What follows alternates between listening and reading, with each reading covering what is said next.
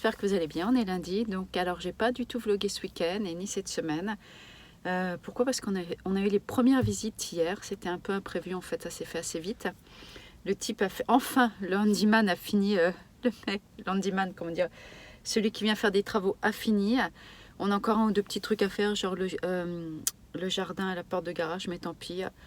Donc du coup voilà, j'ai pas filmé hier. J'espère que j'ai pas trop la tête éclatée parce que Laurent est parti à 5h moins le quart. Il a ronflé toute la nuit. Pour les gens qui ont des gens qui ronflent à côté, vous comprenez ce que ça veut dire. Carrément, j'ai pas dormi quoi. J'ai dormi peut-être 2 heures. L'horreur. Il a ronflé. Donc ce matin, je me suis levée. Je vais pas dire que je me suis réveillée vu que j'ai pas dormi. Oh, putain, la tête éclatée. Et hier, comme on avait en plus des gens qui venaient, je voulais m'avancer dans la maison. Laurent a pris Stella. Ils sont partis se balader, manger dehors et à la piscine. Moi, il faisait trop froid, ils ne sont pas restés longtemps. Et du coup, pendant plus de 6 heures, je me suis occupée de la maison. J'ai fait des machines, j'ai aspiré tout l'eau. J'ai fait du rangement parce que jeudi, elle est en vacances, ça y est. Et je veux profiter après avec elle, aller à New York, faire pas mal de choses. Et puis, je vais aller, j'ai dit, écoute, cette semaine, j'ai un bon coup de collier, je vais aller vite, que tout soit fini. Parce que les photos de la maison viennent vendredi et après, elle est définitivement sur le marché. Là, c'était quand même des premiers acheteurs avant qu'elle soit sur le marché parce qu'il y a beaucoup de demandes. Donc aujourd'hui, je vous explique comment ça se passe de vendre une maison aux États-Unis et d'acheter une maison. Donc je vais vous expliquer un peu la procédure, les papiers, les trucs en fait qu'on est obligé de faire, comment on fait visiter et tout. Et puis vous me direz si ça change par rapport à chez vous. Enfin, bon, je vous retrouve. Je suis une petite tasse de thé, mon green tea. Je vous retrouve à la maison. J'ai fait pas mal de trucs entre temps. Occupée de Stella quand elle a fini, on a été se balader une petite heure. Et puis il est déjà presque 5 heures, donc je me suis dit il faut quand même que j'arrive à vous expliquer un peu comment ça se passe. Donc par rapport à la vente de la maison et l'achat là-bas. Enfin si on arrive à acheter, parce que là c'est pas encore gagné. Bon, j'ai pas pris de petites notes, il faut que j'arrive vraiment à tout expliquer et que j'oublie rien, parce que je suis pas du genre à faire une petite boucle là et puis vous dire tata, point A, point P. Non, c'est comme ça et c'est comme ça sort. Bon, alors en fait la maison, donc on a reçu le contrat de vente. Il y a déjà des gens qui sont venus visiter avant qu'on fasse signer le contrat de vente parce qu'il y a tellement de demandes, plus que d'offres. Ils voulaient vraiment regarder la maison avant qu'elle soit en vente. Donc ils sont venus dimanche. D'un côté, ça nous a donné un peu une aperçu, préparer tout. Enfin, comme dit Laurent, ici c'est toujours clean, donc t'as pas à t'en faire, mais un peu le retour. On a regardé le contrat de vente. Alors il y a deux possibilités, j'imagine que c'est la même chose chez vous en France, tu as l'exclusivité ou tu n'as pas l'exclusivité. Nous on a vu, d'après ce qu'on croit, c'est toujours, tu payes toujours autant. Donc il n'y a pas vraiment d'intérêt pour nous de faire l'exclusivité. Donc ils te disent qu'ils vont te mettre des photos et de la pub, mais tous les agents qui vont venir vont mettre des photos de la pub et adviser devant leur devant de boutique. Donc te dit on va faire de la pub, je vois pas, on va pas aller mettre des trucs dans les boîtes aux lettres. Donc la fille fait vraiment tout pour qu'elle ait l'exclusivité parce que tu signes et c'est pendant 6 mois. Donc même si moi je trouve un acheteur, c'est elle qui aurait la vente, c'est elle donc qui aurait la commission et on serait quand même obligé de lui donner sa commission. Sachant que la commission, on la paye, c'est entre 5 et 8%, donc c'est énorme en fonction de l'achat. Donc nous on est en train de regarder si on fait pas une exclusivité, si on payerait moins de frais. Je trouve ça en fait un peu illogique de te dire que tu donnes qu'à une seule personne de vendre ta maison et tu payes entre 5 et 8, qu'il n'y ait pas une réduction. À partir du moment où elle est exclusive, on devrait payer nous moins de frais. Donc on va rediscuter avec ça avant parce que dans ces cas-là, nous on n'offre pas l'exclusivité parce que s'il n'y a pas l'exclusivité, le truc négatif, c'est que tu as plein de gens qui vont venir, qui vont passer, comme vous avez vu dans un de mes vlogs, avec des journées portes ouvertes où c'est un peu le bordel. Mais d'un autre côté, tu peux avoir plus de monde, donc tu peux obtenir le meilleur prix de ce que tu as envie de vendre ta maison. Donc pour nous, au jour d'aujourd'hui, on va essayer de négocier ça. Si ce n'est pas négociable, on n'ouvrira sûrement pas l'exclusivité. En plus, tu es condamné 6 mois. Et même après les 6 mois, si tu la vends, c'est auprès d'elle. Donc c'est un truc assez dingue. Ça sera toujours elle qui aura sa commission.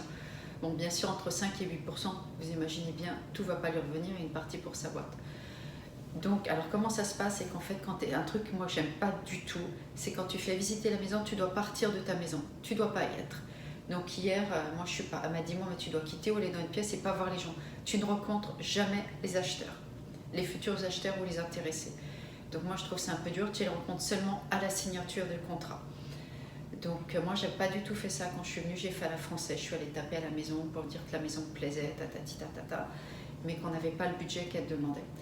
Donc en fait on est parti au moment hier où ils arrivaient, Donc on a juste dit bonjour, je suis passée, j'ai dit écoute, vous pouvez enlever vos chaussures quand même parce que là, pas s'il y a des va-et-vient avec les pompes, les trucs. Et après, bon, moi j'aime pas trop parce qu'en plus hier ça m'a un peu énervé. J'ai vu qu'après ils ont déréglé, ils sont permis de toucher tout le système du setting de ma clim alors que je ne l'avais pas mis hier. Je me suis aperçue, je me suis levée, j'ai dit j'ai hyper mal dormi. En fait, il s'avère qu'on avait dormi avec la clim et c'est quelque chose qu'on ne fait jamais. Donc le lendemain, c'est vraiment crevé. Puis je me dis merde, tu vas voir si je vais mettre la clim, combien il fait dans la maison. Et en fait, je me suis aperçue, entre parenthèses, qu'ils avaient tout touché. Donc je trouve que c'est un peu abusé. Tu viens visiter, tu n'as même pas fait d'offre, tu te permets déjà de toucher le setting, voir s'il marche. Bien sûr que quand il fait 40 degrés dans la maison, que tu as la clim, il ne faut pas être débile. Je veux dire, c'est sûr que la machine elle marche. On ne va pas vivre chez nous sans air conditionné, sans clim. Bref, petite anecdote, ça m'a un peu énervé. Après, donc tu ne peux pas être à la maison quand ils visitent, donc tu les rencontres jamais. Et il faut savoir que les mecs qui viennent visiter, alors tu as des randoms, des gens comme ça qui viennent juste pour faire les beaux visiter, et ils ont la possibilité de faire plusieurs offres. Les gens qui sont venus hier m'ont fait une offre sur une autre maison, mais sont quand même venus parce qu'ils ne sont pas sûrs d'obtenir la maison qu'ils veulent, parce qu'il y a plusieurs offres par maison. Donc, ils l'ont perdu. Elle m'a texté en disant ils n'ont pas eu la maison. Alors, je ne sais pas pourquoi, ils n'ont pas eu la maison, mais ils veulent quand même voir. Donc, ils ont demandé des trucs. Pas revenir la voir, mais avoir plus d'infos sur celle-là. Donc, en fait, tu peux faire des multi-offres pour acheter, parce que tu n'es jamais sûr de l'acquérir. Nous, avant d'acheter ici, on avait fait une offre sur la maison qui était juste derrière, avec une piscine. La dame m'a dit ok, votre offre va être acceptée, donc on était tout contents. Et 2 jours après, elle est revenue pour me dire on vous enlève votre offre parce que les premiers gens qui ont fait une offre ont surbipé, ont mis plus d'argent dessus. Donc on lui a dit ok, on ne va pas resurenchérir, remettre du cash, donc on se retire. 1 mois après, elle est revenue pour dire que les gens n'avaient pas les fonds. Donc elle dit est-ce que vous êtes toujours intéressés? Nous on a dit non, vous avez jeté comme des chiens. Et en plus on avait fait une offre ici, donc nous on est à la française, on a une maison qui nous plaît, on garde et on stocke dessus. Et c'est celle-là qu'on veut, on ne va pas faire plein d'offres. Eux ils peuvent faire autant d'offres qu'ils veulent et puis la première qui est prise, ils la prennent. Donc alors comment ils évaluent le prix? Nous, notre maison aujourd'hui on l'a mis à 515 000 $. Ça vous paraît sûrement fou, sûrement énorme, mais n'oubliez pas que c'est... alors c'est pas le fait que ça soit des dollars, hein. N'oubliez pas que on est aux États-Unis, que ce ne sont pas les mêmes prix. C'est comme les salaires. Quand tu parles d'un salaire, ils trouvent que c'est énorme. Mais il faut penser que ce n'est pas la même chose. Il faut vraiment que je fasse le blog sur les taxes, sur combien coûte une mutuelle, une sécu, tout ça, que vous compreniez. Quand on dit quelqu'un gagne, une vendeuse gagne à peu près 3 000 €, ça vous paraît énorme, mais en fait, la vie, c'est vraiment ajusté. Donc la maison ici, on va la vendre. On l'a mise à 515. On n'est pas sûr de la vendre. Pourquoi 515 ? Comment on a étudié ce prix? En fait, il s'avère que tu n'es pas libre de mettre ton... Je ne sais pas si ça se passe comme ça en France. Je me souviens plus, il y a 15 ans, quand on a acheté. C'est la banque qui estime ton bien. Elle ne vient pas chez toi. Comment elle estime? En fait, elle regarde sur sa carte combien de maisons se sont vendues dans les périmètres de ta maison. Le nombre de chambres, pas spécialement la superficie. Tu peux avoir comme nous un patio, une piscine dans ton jardin, tout refait à l'intérieur en or. Ta maison ne sera pas surévaluée, tu ne la vendras pas plus cher. La banque estime la maison. Donc ma voisine a vendu, la banque l'a estimée à 460, elle en voulait 525, elle l'a descendu à 505. Les acheteurs ont dit ok pour 505. La banque a donné un prêt à Prosol. Donc ce qu'ils expliquent, c'est avant d'avoir ton crédit, ils te disent voilà, cette maison est estimée à 460. Donc nous on a vu à peu près, elle va être estimée à 470. On reprend 10, pourquoi? Parce qu'en fait, c'est une question, c'est l'emplacement. Elle, en l'occurrence, elle est sur le coin de la rue et sur le bord d'une plus grande route. Donc, elle décote. Donc, ils regardent toutes les maisons qui sont vendues, ils prennent tous les prix, ils font un mixte et hop, c'est comme ça. Donc, c'est l'emplacement où tu es. Si tu es dans une petite rue ou un coin de rue, tu perds de la valeur si tu es en coin de rue et si tu es en front dans les rues devant. Et après, c'est le nombre de chambres. Manque de peau, là, il y a 2 semaines, il y a une maison complètement pourrie, les petits vieux sont morts dedans, un truc de zone. Elle a été vendue à 250. Donc dans ces cas-là, le calcul des maisons fait que ça baisse toutes tes maisons autour. Alors que le truc, mais c'est une zone, quoi. Tu te croirais dans un film d'horreur. Enfin, tout est à refaire. Tu as au moins 200 000 $ minimum de travaux. Mais la banque n'en tient pas compte. Elle voit l'adresse, elle voit le nombre de gens et elle fait un truc. Donc nous, on va être estimé à peu près à 470. Donc si tu en veux 515, comment tu fais? La banque, elle va prêter qu'aux futurs acheteurs seulement par rapport au crédit de l'estimation de la maison. Donc même si ta maison en vaut 700 000 et que tu en veux 800 ou 900, tu peux mettre le prix que tu veux, et ben la banque ne prêtera qu'aux futurs acheteurs que son estimation. Donc en l'occurrence, chez nous peut-être 460, 470. Si tu en veux 500, 515, la différence, la personne devra venir, mettre du dessous de table et dire voilà, je te donne du cash. Ce qui n'arrive quasiment jamais à Laurentier, parce qu'il n'y a pas des gens qui ont, comme en Floride, qui ont énormément d'argent. Nous, quand on a acheté cette maison, on a rajouté un petit peu, mais on ne voulait pas toute la différence entre l'estimation de la banque et ce qu'ils proposaient. Donc, on a fait la poire en deux, donc on a donné la moitié de ce qu'ils voulaient. On a rejeté 15 000 $ en cash. Donc, en fait, ça se passe comme ça. Tu n'es pas libre. Tu peux être libre de mettre le prix que tu veux, mais tu ne la vendras pas si le mec n'a pas le cash pour venir. Et s'ils n'ont pas trop. Donc, il y en a qui, comme celle qu'on a perdue, il a dit, le mec, je te rajoute 40 000 $. Et après, c'est 6 semaines de procédure. Et arrivé devant les avocats, genre le jour même avant de signer, il te dit, bah non, j'ai pas le cash. Le mec, il sait qu'il n'a pas le cash, mais il fait une offre, il surbip pour être sûr de l'avoir. Et arrivé devant tout son processus de crédit, il n'a pas l'argent. Parce qu'ils ne savent pas vraiment, en effet, en plus, il y a franchement un truc, ils ne savent pas gérer leur budget, leur truc, leur travail. Ils arrivent devant la banque. Maintenant, la banque, elle dit, attends, t'as posé que 460, la personne en veut 505, t'en fais quoi? Ah bah non, bah j'ai pas le cash. Donc tu perds, tu as perdu 6 semaines de transaction pour arriver le dernier jour devant l'avocat et devant la banque, les avocats pour se dire, bah non, ils ne peuvent pas rajouter le cash. Qu'est-ce qu'on fait? Donc là, tu es devant l'avocat, soit tu es le vendeur et tu dis, ok, j'accepte à 460 ou 470 en l'occurrence si c'est nous, ou alors, moi j'en veux pas en dessous de 500. Donc, ou alors tu ne vends pas ou tu acceptes le prix. Alors souvent les gens, c'est ce qu'elle a fait, elle a accepté de baisser sa maison, elle est devant les avocats le jour même, ils n'ont pas le cash, donc ils l'ont au prix de la banque. Nous, on n'est pas pressé de vendre, on n'est pas obligé de vendre, on le fait parce qu'on a envie de changer, tester une nouvelle aventure, de voir autre chose, aller dans un autre step après avant de rentrer en France. Donc si on n'a pas le prix qu'on veut, parce qu'on estime qu'on a mis des travaux, c'est vrai que moi je suis attachée quand même émotionnellement par ma maison, sentimentalement, je l'aime bien, j'ai pas envie de la rabaisser parce que sachant que voilà, que c'est pas évident d'avoir un bon produit dans une maison vieille où on a tout refait, même si c'est pas un palace, je baisserai pas dans certaines limites de prix, sinon on ne vend pas. C'est ce qu'on s'est dit, sinon si on n'obtient pas le prix qu'on veut, on ne vend pas. Donc du coup on va voir par rapport à ça, donc c'est vraiment un truc complètement différent, je trouve ça un peu dingue, mais bon d'un côté ça permet peut-être aux gens de ne pas abuser non plus, j'en sais rien. Après, chacun voit un peu la réflexion par rapport à ça, mais c'est vraiment ce système-là. C'est la banque qui étudie. Donc, tu as 6 semaines et tu attends pendant ces 6 semaines. Et c'est seulement après 6 semaines que tu sais si tu vas avoir ton acheteur qui va venir ou qui va désister. Mais si tu es pressé, tu te dis merde, tu as perdu 6 semaines. Donc, moi, si jamais ils sont intéressés à un prix, je vais essayer je vais le faire à français, je vais voir avant, je vais dire écoute, la maison, je ne la vendrai pas en dessous d'un tel prix. Donc, elle ne va pas être vendue en dessous de 500. Donc, soit tu as le cash, soit on prend notre dossier. Si tu n'as plus de dossier, c'est nous qui choisissons les dossiers. Ce n'est pas ton realtor, ton agent immobilier qui va dire bah, tiens, prends ce dossier, prends ce dossier, prends ce dossier. Non, il te dit voilà, tu en as plusieurs positions. On ne sait pas s'ils ont les moyens, mais ils ont fait des offres à tant. Et après, c'est à nous de réfléchir par rapport à la personne. Donc, c'est un peu genre est-ce que tu vas piquer. Donc, de l'autre côté, en Floride, on commence à regarder. On ne sait pas si c'est la banque qui estime, avec cette histoire de proposal. À chaque fois quand je vous parle d'infos, il faut toujours vous rappeler que moi je vous parle par rapport au New Jersey. Chaque État, je vous le redirai souvent, quand je fais un peu des trucs comme ça pour expliquer, chaque État, chaque gouverneur, ses règles, ses lois. On est dans un État démocrate, on part dans un État républicain. Tout change. Aujourd'hui, on ne sait pas vraiment parce qu'on ne sait pas ce que ça fait d'être dans un État républicain et on ne connaît pas le gouverneur, donc on ne sait pas comment il décide. Sachant que le gouverneur a plus de pouvoir que le président. Le président, il peut dire un truc, mais c'est le gouverneur qui est vraiment le président en gros de son État.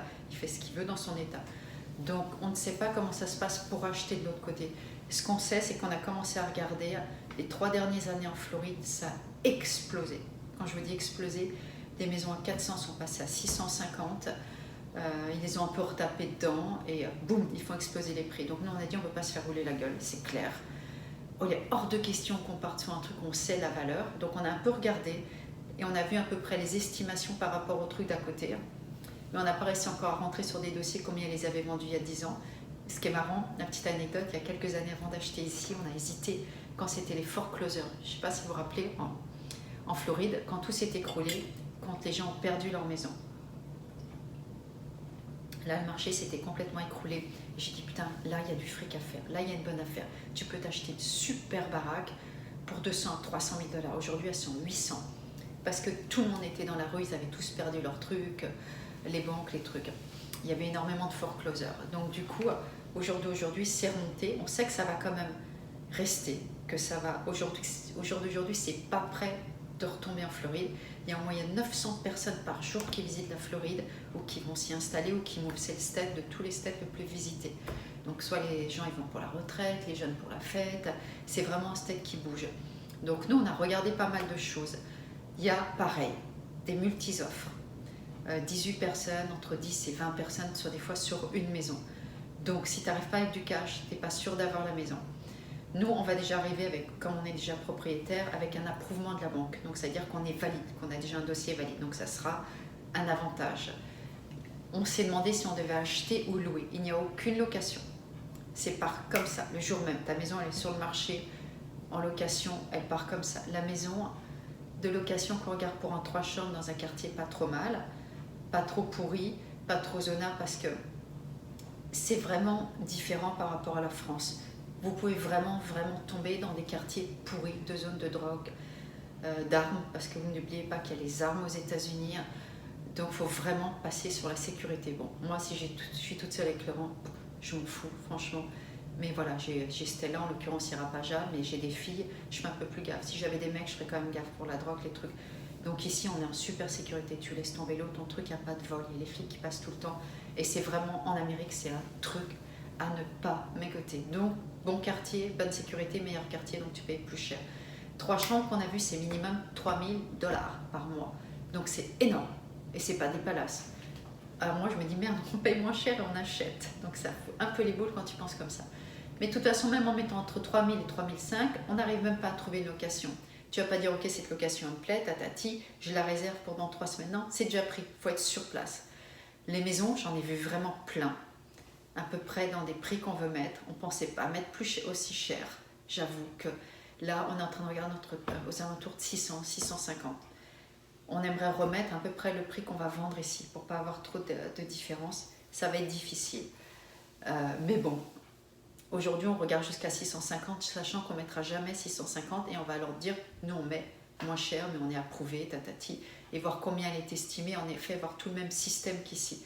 Pour leur dire, écoute, tu veux te faire du fric, on sait bien que les gens ont estimé des fois $100 000 de plus leur maison, mais bon, après ils attendent en effet les trucs des semaines. Donc on va regarder comment ça se passe par rapport à ici, mais on ne va pas payer ce qu'ils vont demander, ça c'est évident, parce qu'on peut, franchement, comme je vous disais, on ne veut pas se faire avoir. Donc du coup, on va sûrement, si on a l'offre, je pense qu'on va vendre, et après on va descendre et peut-être prendre un Airbnb. Le problème du Airbnb, parce que si on ne trouve pas de loc, c'est que tu ne peux pas inscrire ta fille à l'école parce que ce n'est pas une adresse valide. Donc ça, c'est un peu compliqué. Donc soit on loue, on a un copain de Laurent qui loue, là on est sûr de trouver. Franchement, c'est pas terrible. C'est des genres d'HLM face à un parking et tu es à $3000, comme je disais.